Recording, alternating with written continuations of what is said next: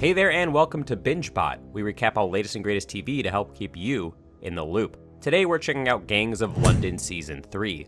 Loosely based on the PlayStation 2 era video game franchise The Getaway, this violent thriller follows the chaotic lives of London's powerful gangsters, fighting both the law and amongst themselves. As always, if you guys want to support our channel, you can do so via YouTube memberships, Patreon, or Buy Me a Coffee, but let's jump right into our recap, starting with Episode 1. In the stillness of night, a woman named Naomi drives through the woods with her son Samuel in the back seat. Carrying a seemingly important document with a stylized V-shaped logo on it, Naomi finds herself chased by two men in a car. Managing to disable their vehicle by ramming into it, she momentarily escapes their clutches.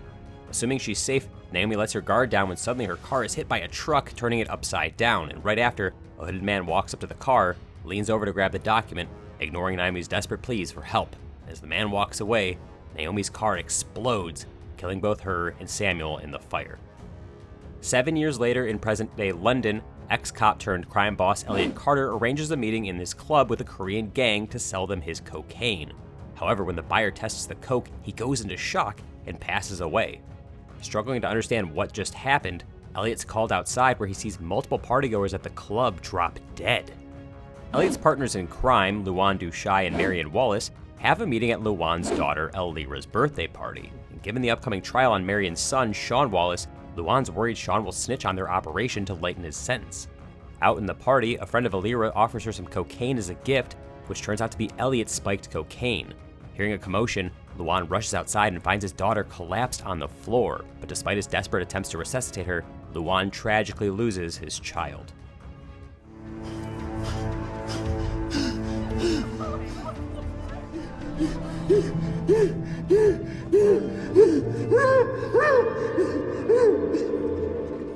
While doing a line of cocaine in the bathroom, the mayor of London, Simone Thurl, is informed that over 300 people throughout the city have died because of a batch of spiked coke.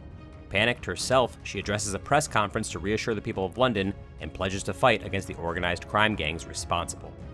And this is a tragedy for them, for their families, and for their loved ones. I promise you that I will use every single resource available to me to rid London of these gangs. After an investigation, the father and daughter pair, Ed and Shannon Dumani, who are Elliot's allies, inform him that the cocaine had been spiked with fentanyl. Calling a meeting with all the other crime bosses, Elliot reveals that they were deliberately sabotaged. An angry Luan tells him to find whoever's responsible and hand them over to him. And receiving a call, Elliot learns that the driver who delivered the shipment was found dead.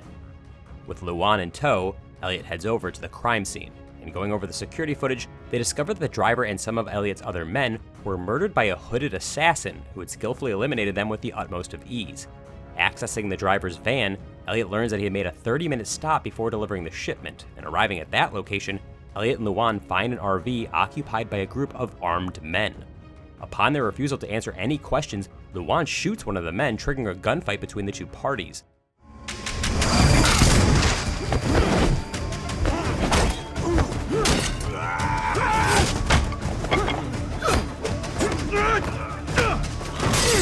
Though Elliot and Luan manage to kill the rest of the group, their leader manages to escape. Searching through the RV, Elliot and Luan find a phone with a single contact in it. Calling the number up, Elliot's shocked to hear the imprisoned Sean Wallace's voice on the other end, who hangs up immediately upon realizing that Elliot is the one who's calling. The next morning, Sean's brother, Billy Wallace, meets with a man from the RV, who's revealed to be the pair's uncle and Marian's brother, Cornelius. Meeting with Marian, Ed drops the bombshell that her son Shawn is involved in the spiking of the cocaine. It was Shawn's doing, and someone on the outside helped him. And I suppose you think that someone was me? No. It was Cornelius. Going over to visit Shawn in prison, Elliot shows him a picture of the assassin who murdered Elliot's driver and reveals that he recognizes the hitman. Pulling up an old news article, Elliot explains that his wife, a lawyer named Naomi, and his son Samuel were murdered in a car accident 7 years ago, and that same assassin was the man responsible. Despite Elliot's pleading with Shawn to tell him the name of the assassin, Shawn provokes and mocks him before walking away from the desperately furious Elliot.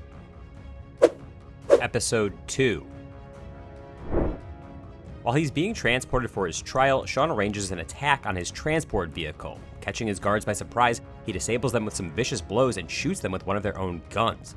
Popping open the police van doors from the outside, Billy and Cornelius are already waiting for Shawn and lead him away from the scene of the crime. Learning of Shawn's escape, Luan and his men track down their getaway vehicle and start a gunfight in the middle of the street, but holding Luan off, Cornelius instructs Shawn to run away. Frustrated by Shawn's escape, Luan decides to put a £2 million bounty on his head, which results in Shawn being chased down by thugs wherever he gets recognized. Meanwhile, Elliot manages to get a hold of one of Cornelius' men and tortures him into revealing the location of a helicopter in the district of Greenwich that Cornelius and Billy had arranged for Shawn's escape. Desperate for help now, Shawn seeks out his ex-lover, Lale, who's the leader of a powerful Kurdish faction. Apologizing for betraying her in the past, Shawn asks for some money and a car, and even though he tries to sound sincere, Lale's clearly still hurt by Shawn's betrayal, so instead of helping him, she shoots him in the stomach. While she initially seems merciless, Lale finds herself unable to deliver the fatal shot to Shawn, leading her to tell her men to tie Shawn up. However, when she returns, she discovers that the injured Shawn has escaped. Delirious from his injuries, Shawn falls unconscious near a pub and wakes up in the care of a kindly old couple. Having been helped by Shawn's father, Finn Wallace, a long time ago, the husband agrees to take him to his destination. Eventually exiting the tunnels, Shawn arrives in Greenwich, and though he spots the helicopter, he finds himself caught by Elliot.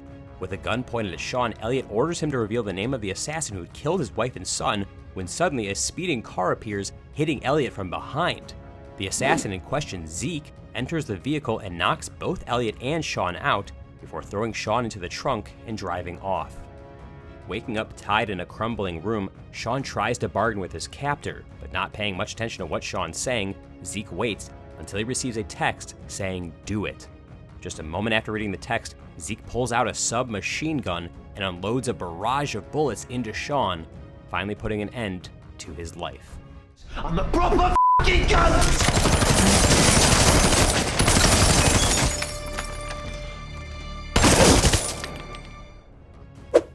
Episode 3. Also hiding in that same crumbling building are two bounty hunters named Mo and Ali, who hear the sound of gunshots, and upon investigating, they discover Zeke next to Shawn's body. When Zeke leaves the building, Mo and Ali grab the body and then turn it over to Luan for the bounty. Heartbroken and enraged upon learning of his brother's demise, Billy has the two bounty collectors tracked down to a local bar. Bringing Shawn's body over to Marian's house, Luan tells the devastated matriarch that he did what he had to do, and before leaving, he asks that she stay out of his way so he can complete his revenge by killing Billy and Cornelius. I only have respect for you, Marian, and I do not want a war with you. But I must kill those responsible. Billy and Cornelius. Arriving at the bar, Billy and Cornelius beat down Mo and Ali, and while Billy drowns Mo in a toilet bowl, Ali is luckily spared, as Elliot arrives and points out that neither Mo nor Ali was the man who grabbed Shawn at Greenwich. Needing Ali to take him to the actual killer's location, Elliot manages to steal him away from Billy and Cornelius. Finding a secluded spot, he interrogates Ali, who reveals that he's actually seen the killer before and he knows where he lives. And just as they're about to leave for Zeke's address, a police squad who'd been tailing Elliot on the mayor's behalf arrive and arrest him. Utilizing the confusion, Ali runs away and is given chase by Elliot's men, but unfortunately for Ali, Zeke ends up tracking him down before they do, and he kills him by slitting his throat. Calling Billy and Cornelius over, Marian offers them protection from Luan in exchange for their help in tracking down all of those responsible for Shawn's death. Though resentful of his mother for not helping Shawn while he was still alive, Billy decides to cooperate with her and agrees. As this meeting takes place, Luan's loyal lieutenant Artan watches secretly from his car. Calling Luan, Artan informs him that Marian's joining forces with Billy and Cornelius, leaving Luan stunned as he begins to contemplate his next move. Meeting with Mayor Simone, Elliot explains that his cocaine shipment was swapped with a tampered batch by a third party, and he offers to cooperate with her to find the real culprit. In response, the mayor has Elliot sign a confession that the cocaine deaths were his doing, although the confession is dated to a week in the future. In a threatening tone, she advises him to use the next 7 days to catch those who are actually responsible for the tainted cocaine, otherwise she will use the confession to lock him away for good. Episode 4. Having assumed that Marian's partnering with Billy and Cornelius to take him down, Luan gathers a multitude of weapons and men and heads out to attack the Wallaces preemptively at Shawn's funeral. Ordering his men into the church where the funeral is being held, Luan's shocked to find it empty. Realizing that he's walked into a trap, Luan finds himself surrounded by Marian's men, and an utter bloodbath ensues, with a lot of men on both sides losing their lives.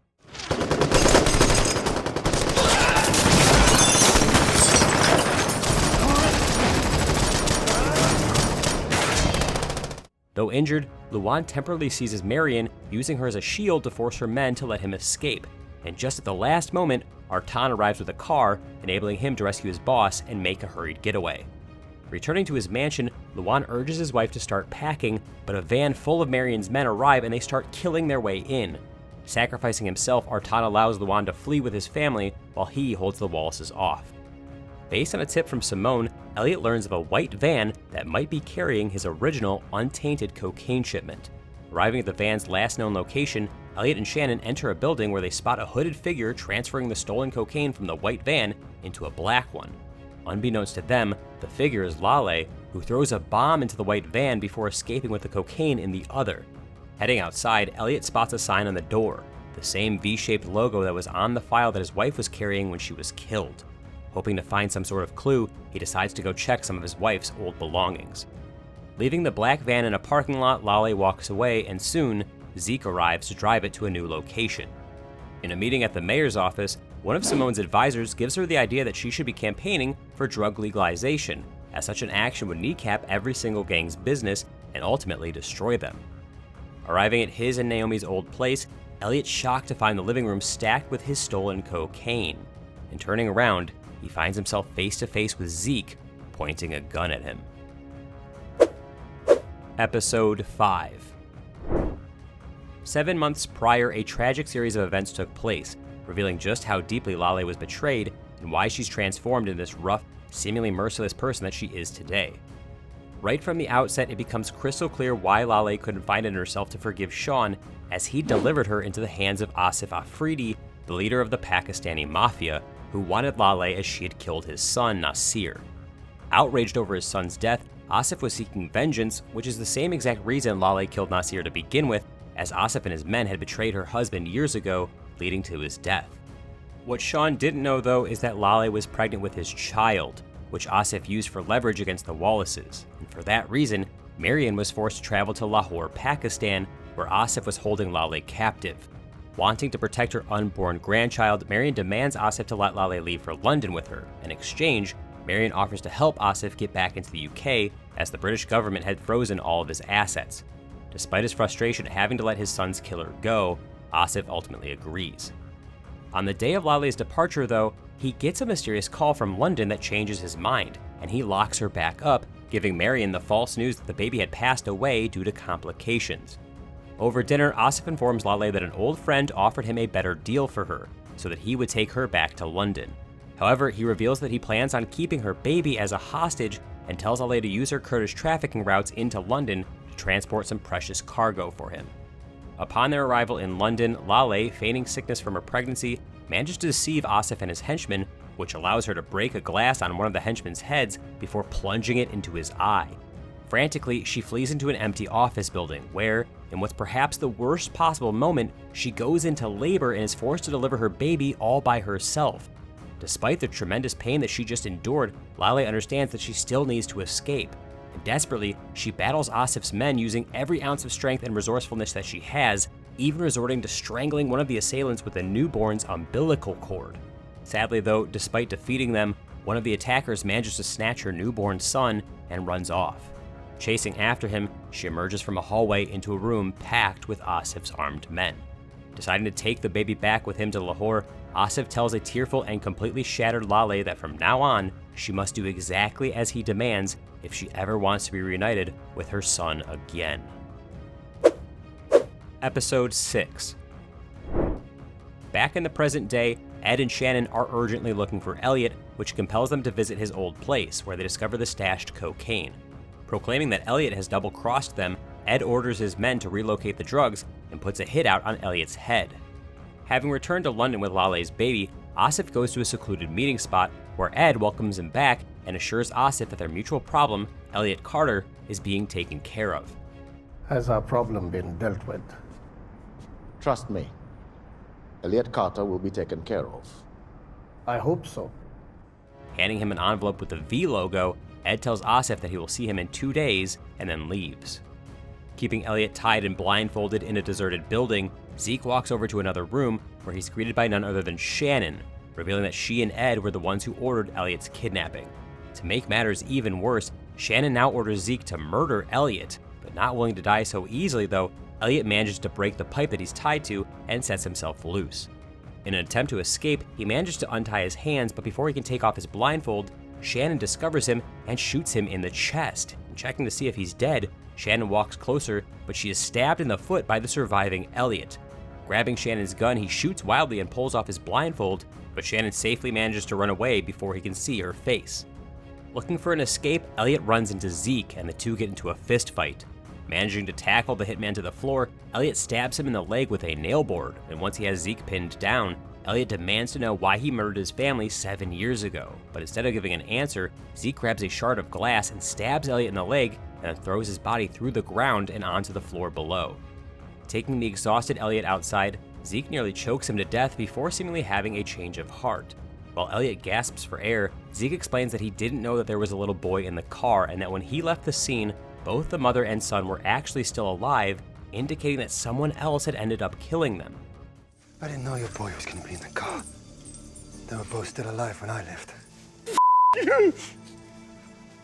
Finally, despite having received clear orders to kill Elliot, Zeke decides to spare his life and simply walks away. Worried that Elliot might have recognized her, Shannon rushes home and tells her son to pack so they can leave for a safer location. In the middle of packing, however, a wounded Elliot shows up asking for help, and seeing that he clearly doesn't suspect her, Shannon patches Elliot's wound and learns from him that Zeke let him go. Grabbing a gun from the other room, Shannon returns to find Elliot gone. Having noticed her blood-soaked shoes, Elliot realized that Shannon was the person he stabbed, forcing him to run away for now. And as Elliot stumbles out into the street, a car pulls up next to him and opens its door. From the driver's seat, Lale urges Elliot to jump in, and the two drive off as Shannon shoots at the car from behind. Episode 7. As she patches up Elliot, Lale admits that she played a role in framing him for the spiked cocaine, and though he's livid, when Elliot learns that Lale was only doing Asif's bidding because he had her son, he agrees to work together with her to go get Asif.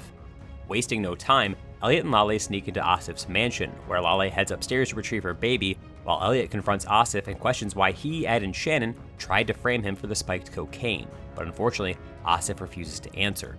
Once he sees Lale enter the room with her baby, Asif begins trying to pit her and Elliot against each other. I can tell you who killed your wife, but she cannot walk out of this house alive. Lale, however, is no longer willing to listen to a word Asif has to say, leading her to pull out a knife, and in one determined motion, she cuts his throat, finally making him pay for all of the horrors that he put her through. With this question still unanswered, Elliot drives Lale and her baby to the Kurdish gang's base. While Lale heads inside, Elliot's jumped by Billy and Cornelius, who knocks him out with a brutal strike to the head. Deciding to take Zeke out for his betrayal, Ed heads to his apartment, but finding it empty, he investigates and discovers several childhood photos of Zeke with his mother, Emi Kimura, a woman that Ed seems to know all too well. Still reeling in shock from these photos, Ed receives a call from Marian telling him that Elliot has been found and that she's calling a meeting of all the gang leaders to decide his fate. Before leaving the house herself, however, Marian mysteriously finds an open window with a phone and a piece of paper on the windowsill. When all of the gang leaders arrive, Ed advocates that they kill the unconscious Elliot immediately, while Luan argues that they let him wake up so that he can explain himself first. Instead of choosing either option, though, Marian reveals that she received a phone with a note informing her that the order to kill her son Shawn was received on that very phone. Calling the number that the order came from, she waits for a phone to ring. Immediately, a phone begins to buzz. It's Ed's phone, revealing that he was behind Shawn's murder.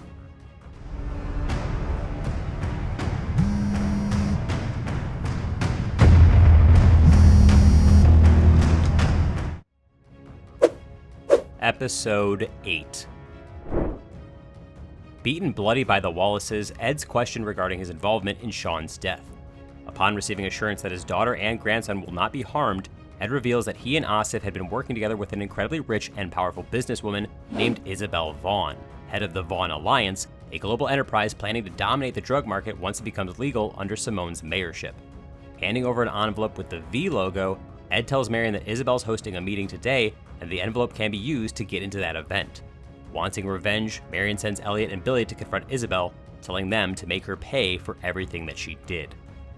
In an attempt to save his life, Ed reveals to Marian exactly who pulled the trigger to kill Shawn, telling her that it was a man named Zeke and that his mother is Emi Kimura, a man who Finn Wallace had an affair with during his marriage to Marian, which means that Zeke is in fact Finn's illegitimate son. I can tell you who pulled the trigger. His name is Zeke. His mother is Emi Kimura. Remember Emi? He sent you that phone to drive a wedge between us. You're lying. Though stunned by this shocking revelation, Marian ultimately chooses to kill Ed with a bullet to the head. Managing to make their way into the meeting, Elliot and Billy find Isabel pitching multiple investors from the Vaughn Alliance on her plan to become the leaders of the lucrative legalized drug business. Seeing Elliot and Billy, Isabel calls them to her office for a private meeting, and assuming Elliot had come because his cocaine business was hurt, Isabel offers to pay him compensation. Angrily, Elliot asserts that he's here seeking answers, not money, and in response, Isabel explains that by spiking the shipment and killing all of those people, she was able to get drugs legalized, which would wipe out the gangs, making her a great deal of money and saving hundreds of thousands of lives in the future. Infuriated by her callousness, Billy shoots Isabel near the clavicle before he and Elliot kill several of her guards. Pointing a gun at the wounded Elizabeth, Elliot demands to know why she had Naomi killed. Perplexed by this question, Isabel explains that Naomi was actually working for her on her mission to get drugs legalized, as they shared the goal of shutting down all of the gangs. Asserting that she had nothing to do with Naomi's murder, Isabel reveals that the person responsible for her death was in fact Finn Wallace. Though Billy accuses her of lying about his father, Elliot lashes out at him and tells him and Isabel that he will investigate both of their claims and then kill the person truly responsible for the death of his family. Returning home, Elliot goes through Naomi's belongings and learns that Isabel was telling the truth about her working for the Vaughn Alliance. Returning to Marian, Billy reveals that the lawyer and child Finn had ordered killed years ago as a warning to the Vaughn Alliance were actually Elliot's family. When Dad had that lawyer killed, and she had a kid in the car with her, and he died too. What of it? That was Elliot's wife and son. Startled by this revelation, Marian orders Billy to kill Elliot before he can kill them first. Meeting with Simone, Elliot explains everything that happened and hands over some of Naomi's notes, telling Simone to use the information in them to finish the gangs once and for all. In exchange, Simone hands over Elliot's signed confession, freeing him from going to prison. Haunted by Naomi and Samuel's death and tired of the unending cycle of violence, a drunk Billy calls Elliot over and reveals that while Zeke had been driving the truck that hit Naomi's car, it was actually Billy himself who took the document Naomi was working on regarding drug legalization. Despite having the opportunity to save their lives, Billy let both Naomi and Samuel burn, a fact that still torments him to this day. Wanting to receive justice for what he did, Billy hands the stunned and unbearably furious Elliot a gun and frantically urges him to take his revenge. Outside the building, the sound of 2 gunshots ring into the street, indicating that Elliot has finally put down his family's killer. And that's the end of Gangs of London Season 3. Another cliffhanger ending, it seems, so hopefully the show gets renewed for Season 4. When and if that happens, we'll have a recap ready for you, so be sure to check back soon. In the meantime, if you guys like this video, drop us a like or share it with a friend. It really helps out more than you'd think. We also love hearing your opinions on every single show we cover, so be sure to let us know what you thought of Gangs of London Season 3 in the comments below. For more recaps and videos on your favorite TV shows and movies, subscribe to our channel and don't forget to ring the notification bell so you never miss a new one. We'll be back soon with another video, but for now, BingeBot is logging off.